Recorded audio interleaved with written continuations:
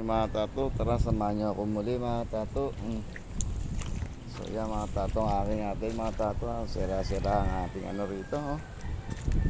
Ang aking mga binakod na yan mga tato. So hanggang dito siya. So kung isa ka sa mga tinamaan din ng bagyo mga tato, baka pwedeng palambing naman. Like, comment and share naman kung aking video mga tato. Halos nasira talaga ang ating bakod mga katato. At ganun din yung ating mga pananim mga katato. Dumapaan na mga katato. Halos dumapaan na itong aking mga pananim. Ganun din ang aking bakod. Yan ang aking update mga katato. Hindi na rin yung ating puno ng tambayan daw mga katato.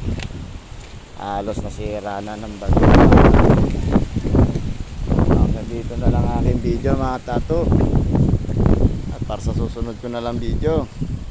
Paalam mga tato. Sayang, malalaki na.